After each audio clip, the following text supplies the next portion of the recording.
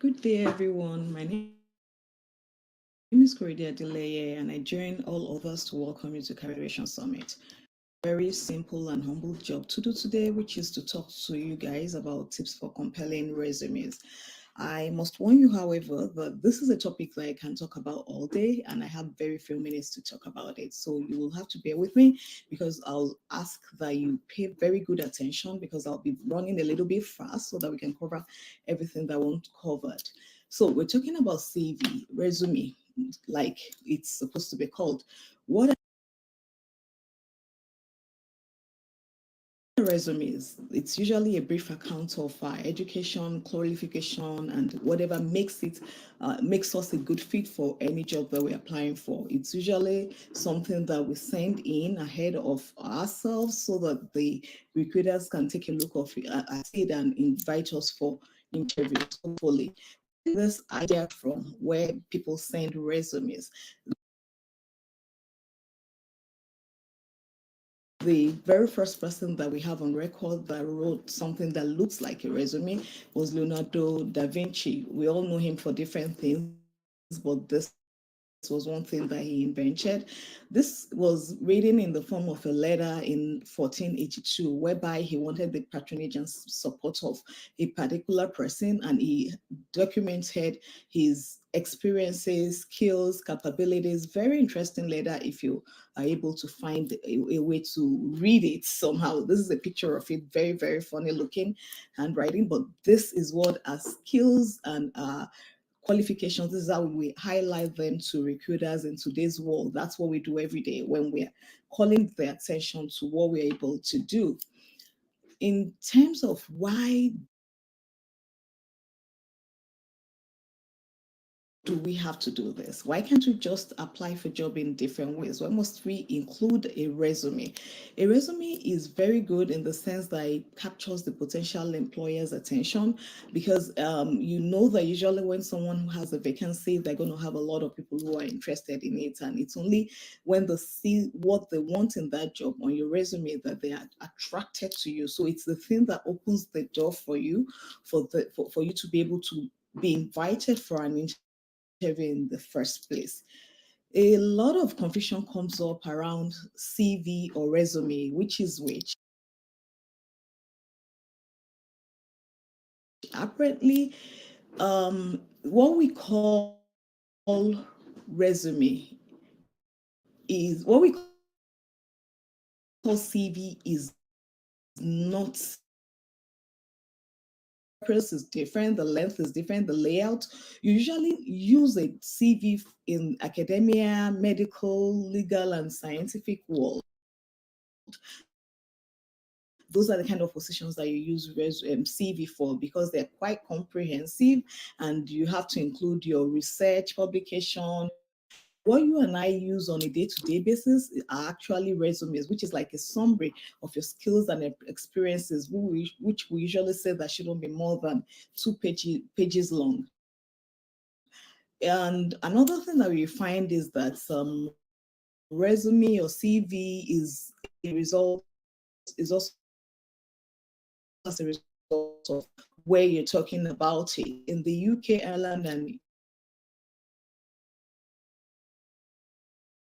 they use both. They use CV and resume for it, but the preferred term is actually resume. In places like North America, you will hear resume most of the times, or all the resumes. What's the statistics on resume? There is a 75% rejection rate by ATS. That's the um, application tracking system. There's this 8 rejection rates as a result of non-professional emails put on. It takes recruiters only 6 seconds to scan at your resume. That is when they're looking at the first set of people that applied before they start really digging into it. That is ridiculous. Just 6 seconds That's why your resume really needs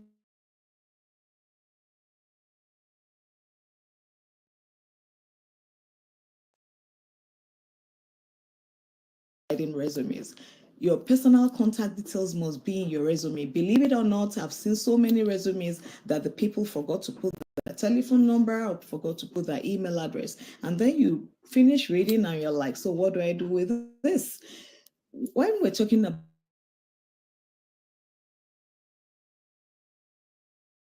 people put a number of telephones and you're wondering which one should I call. Some of them are not active and you're wondering what they're doing on their resumes. Please put only your main telephone number. Don't put your office telephone number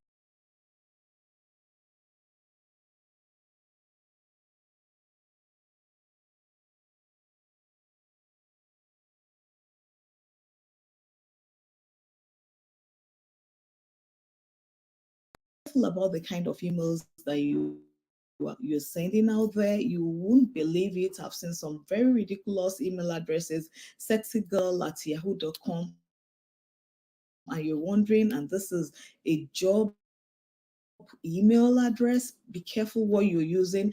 In terms of address, I see people writing their full address emails on their resumes. You really don't need to write your full address.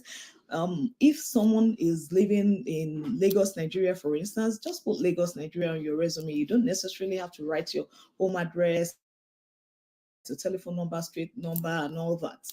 You don't need it on your resume. As minimal address as possible. Call it objective, some people call it summary. It's actually supposed to be a summary of your experience, your working years, your skills and achievements. Is more or less your CV, your resume in a very short 500 characters. Don't copy and paste because it's all over the internet. When you copy and paste, it doesn't make you unique in any way. When we say that recruiters only scan for 6 seconds, you can imagine what they're looking at. When they read those 2, 3, 4 lines, they get everything that they want to get in that first review. So make sure that first part of your resume is capturing everything that they need to know in those 6 seconds. So always have that 6 seconds at the back of your mind, because I see some people, they have that as half a page. They don't have that much time to look at it most times. Continuing on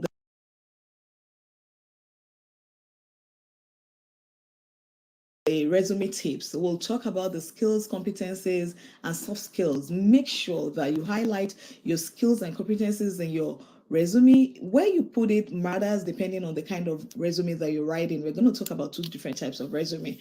Clearly state your designation. I see a lot of resumes whereby the name of the company is so big and highlighted, and the designation, the position that the person was hired into, is almost invincible. That's the only thing that you need to highlight and bold in there so that they can see. If someone wants to quickly take a scan at your resume, what positions have you held? They can easily see those without necessarily what organization did you hold those positions. Yes, you're going to still put the organizations, you're going to put the dates and let everything be well aligned. Your achievements are supposed to be there as well. And when you're putting your achievements, make sure that you use monetary values for your achievements so that it is clear to everyone what we are talking about in monetary values.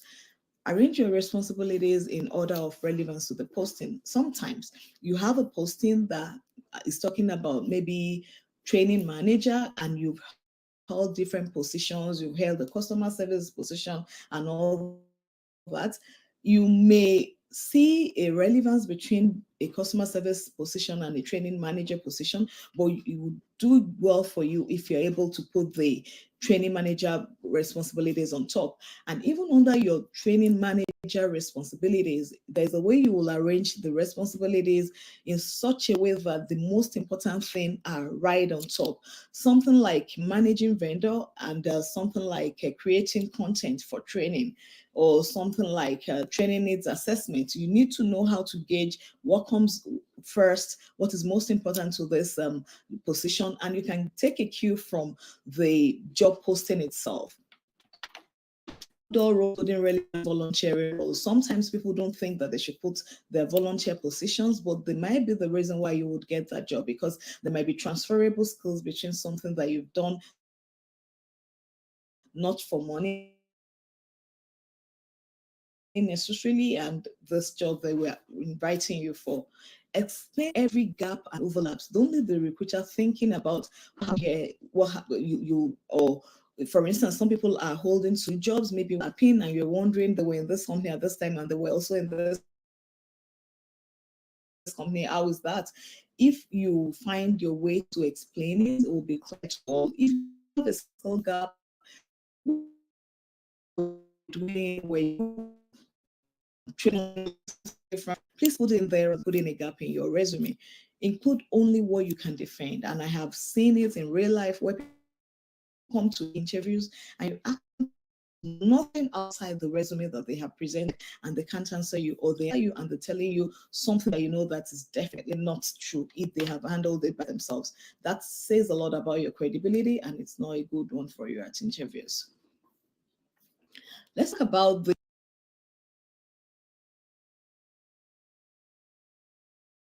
keywords. So if you are writing a resume, you should search for keywords in your career field, and or if you're applying for a particular position, try to search for keywords in that job postings and make sure that you include it in your resume, because the ATS is going to be picking on those things, the recruiters are going to be picking on those things, and that's what kind of attracts you like a magnet to them. Align the location, country, and sometimes organization. So your resume, sometimes you might look at the kind of organization that you're applying to and try to align it to it. It might be a location. The way they do resumes in Canada is different from the way they do it in Nigeria, for instance. So you may, depending on what your interest is and where you're applying to, you need to check what is done in that area and align your resume to it. Some people put future graduate 2026. It's better for you to put BSc Economy in view so that they know that you're still running that program. You try to separate your education from your training, because sometimes it's confusing when someone is looking for someone who has a BSc in a position, for instance, and you did a certificate course. It's good to be very clear about it so that you don't mislead people. When you're listing references, try to do a maximum of three. Three is actually an overkill. If you do two, that will be good enough. And make sure that their email addresses are there and choose them wisely, as well as inform them. There's nothing as bad as your would-be recruiters reaching out to the references and they're not warm towards them. They're not like expecting them to call them, and they're wondering why you use them as your references when you haven't even discussed this with them. Grammatical error is the no-no in resumes, and you have to make sure that you proofread. There are a lot of things you can do while writing this email. You can check, proofread on Word and all that, or give it to someone else. And extra set of eyes wouldn't hurt your resume. Give it to someone else to take a look for you and make sure that you proofread before you send it out.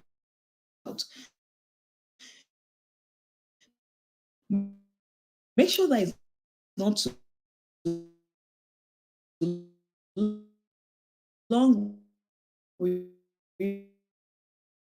usually say to target 2 pages. If it has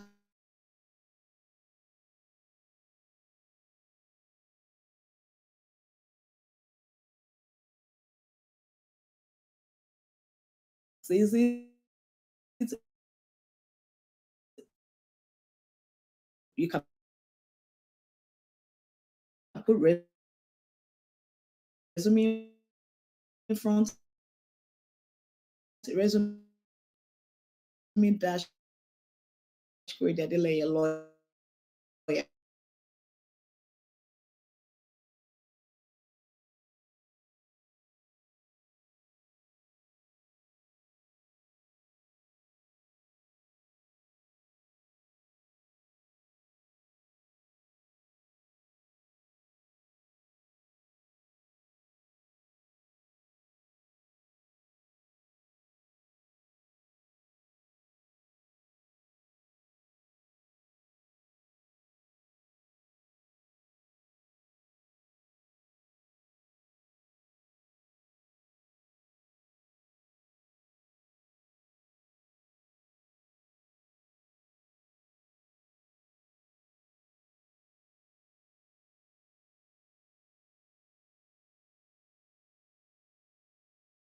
AI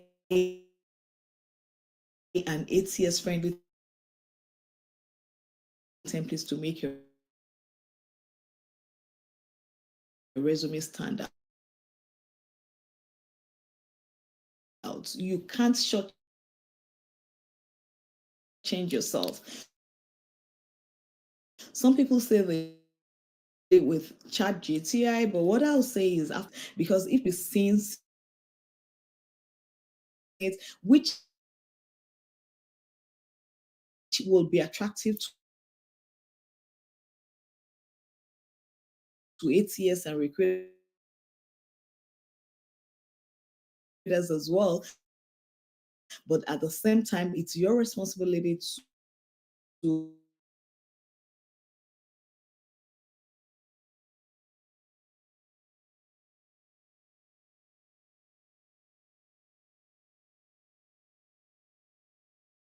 review, even if you have to pay for it, it is worth it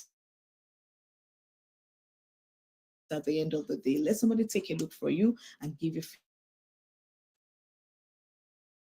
resume. Please don't put pictures on unless it is required, like a cabin crew, for instance. They might tell you to put a picture. If they haven't requested for it, it's a no on resumes. You saw the number of resumes that are filtered out because of pay pictures.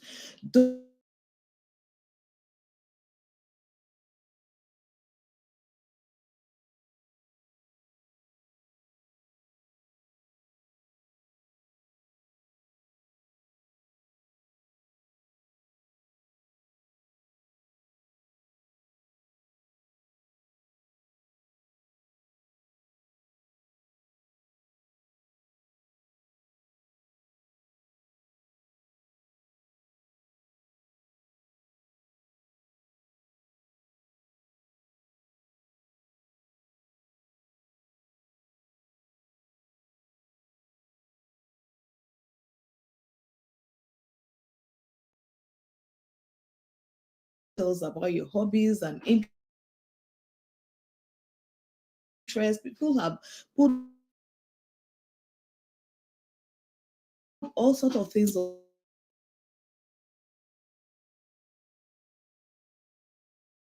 the resumes that you won't like. What's this? Definitely do, because people doesn't know what you like. If you do a check that says that you best, is it that you put an abbreviation where I was in charge of the learning organization? It was called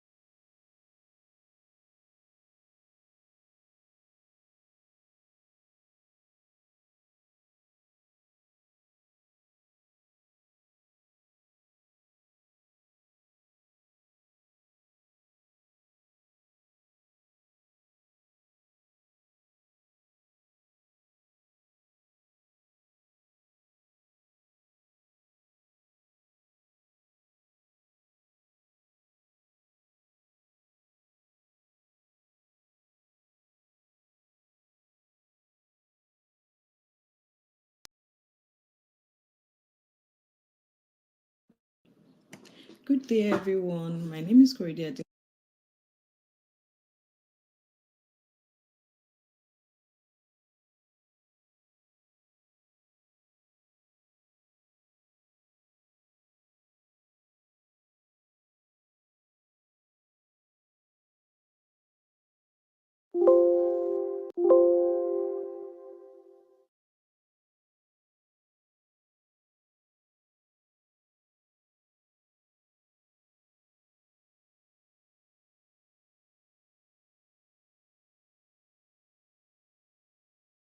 The no-no in resumes, and you have to make sure that you proofread. There are a lot of things you can do while writing this email. You can check, proofread on Word and all that. So give it to someone else, and extra set of eyes wouldn't hurt your resume. Give it to someone else to take a look for you and make sure that you proofread before you send it out. Make sure that it's not too long. We usually say to target 2 pages. If it had a very long career, it may spill to the third page, but usually not too long, and make sure it's not too short. I've seen resumes of half a page before, believe you me. Your resume name, the name of the file itself, be very, very deliberate about it. Some people use different names for their resumes. Some people even use the names of the organizations that they applied for last for another organization. So you could make it as simple as Corey Adeleye dash lawyer. So whoever sees it, you can put resume in front, resume dash Corey Adeleye lawyer. Whoever receives it has an idea of what this is, who is it from. Use your name as the footer. Oftentimes, when people are processing your resume, that's not the only thing they're printing out. If they're printing it out, and in the process of handling it, they might lose some pages and they don't know who owns this one. But when you have a footer, they know which one to attach it to, and they won't be missing any of your pages. Be consistent in your formatting. Look and feel is very important. Make sure that the white spaces, like the margins around your paper, they're well aligned and they are the same. Make sure that the fonts are not any funny design. They're big enough for anybody to see them. Not too small, not too big, not fancy. Just enough for it to be legible. Try to limit the details of your resume to 10 to 15 years. If you want to include your early career history, just list it underneath after detailing every other thing, if you must, if you think it's relevant to this, but usually do 10 to 15 years. Try to use AI and ATS friendly templates to make your resume stand out. You can't shortchange yourself. Some people say they did it with Chat GTI, but what I'll say is after doing that, sit down with it, customize it to personalize it. Because if Chat GTI does resume for 20 people, you're going to be seeing similarities amongst them. That's why you need to sit down and customize it to your own. Chat GPI will help you in the sense that there will be some keywords that are very relevant to your career field that they would have put in it, which will be attractive to ATS and recruiters as well. But at the same time, it's your responsibility to personalize it to yourself so that it becomes your resume. Try to align your resume, not try, you must align your resume to your LinkedIn page. When people go to your LinkedIn page, there's some people, you're looking at the LinkedIn page, you're looking at the resume, you're like, is this the same person? So you have to have the alignment between your LinkedIn page and your resume. And please get a professional review, even if you have to pay for it. It is worth it at the end of the day. Let somebody take a look for you and give you feedback. Things that you mustn't do on your resume. Please don't put pictures unless it is required, like a cabin crew, for instance. They might tell you to put a picture. If they haven't requested for it, it's a no. The resume is that age, your marital status, ethnicity, religion, or political affiliation. It has no business with your getting a job, unless, of course, if, let's say, for instance, the position is for a particular ethnicity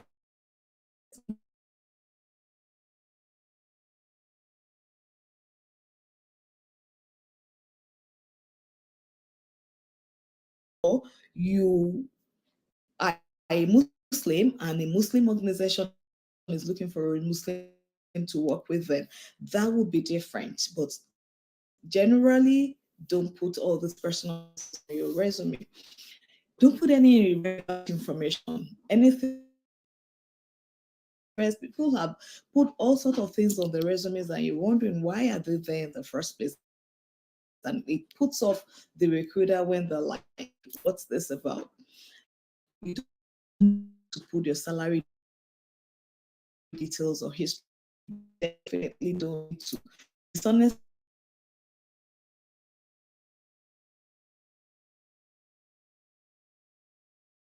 but it's taken for granted that when people interview you and they want you to present references, that you make these references available.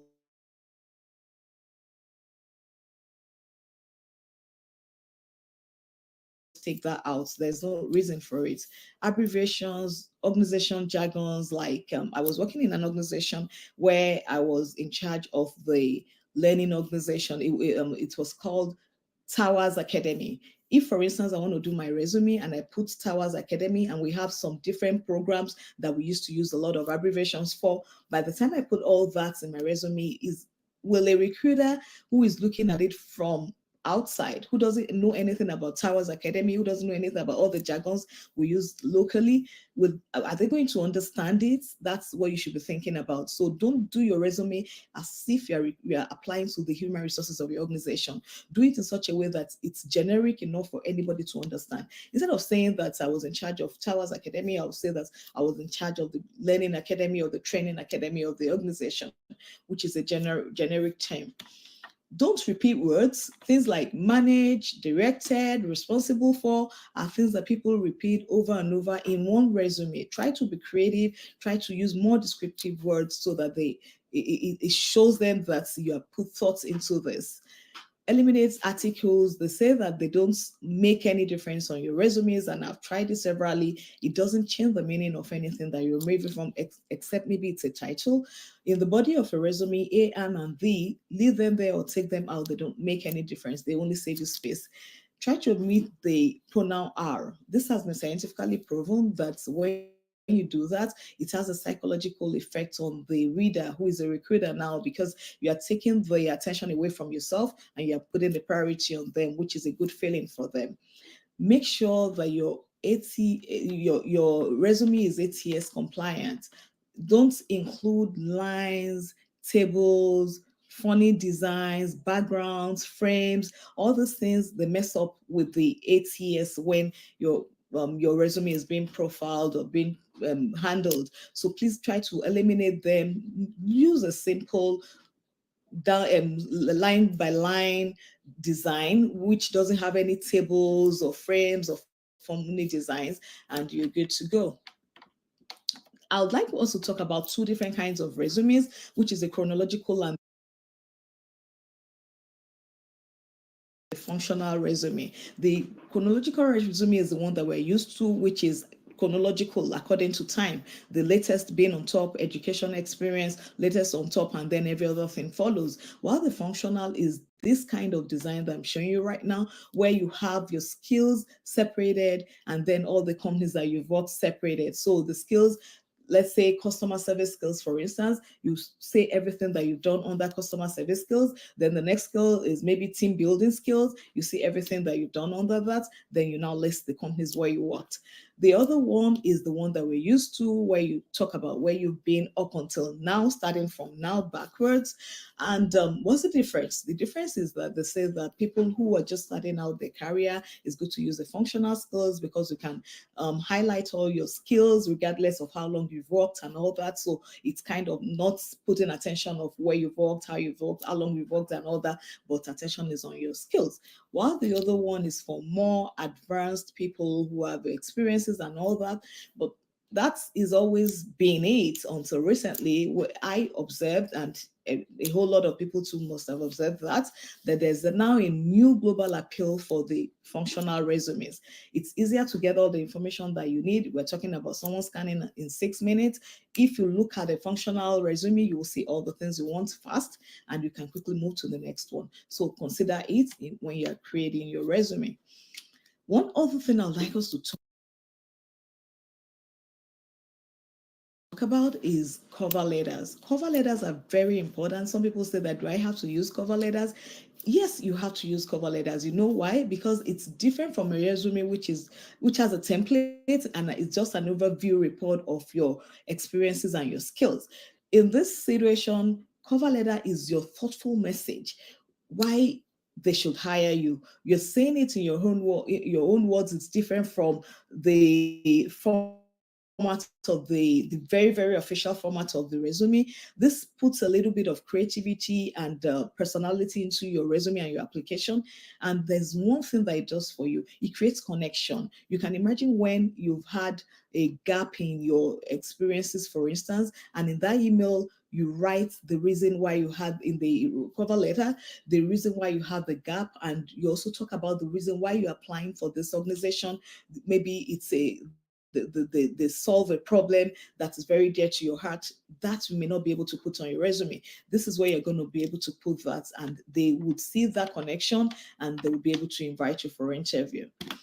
Another type of resume that I want us to talk about is the video resume. Is becoming increasingly important and increasingly relevant because people are using it a lot now. You may want to take one for yourself, keep it handy in case any recruiter should ask you for it. It's a short video recording of your resume. You're just highlighting your skills and experiences, your achievements in the places you've worked, everything on your resume, but putting more life and light into it. They see your personality and it gives them a little bit more endearment, and they can kind of assess you even before they see you. Your resume should get you noticed among multitudes. Is it really doing that? That's the question that we should ask. And please go back to all the things that we've discussed and try to make sure that you do them. Thank you very much. Have a good day.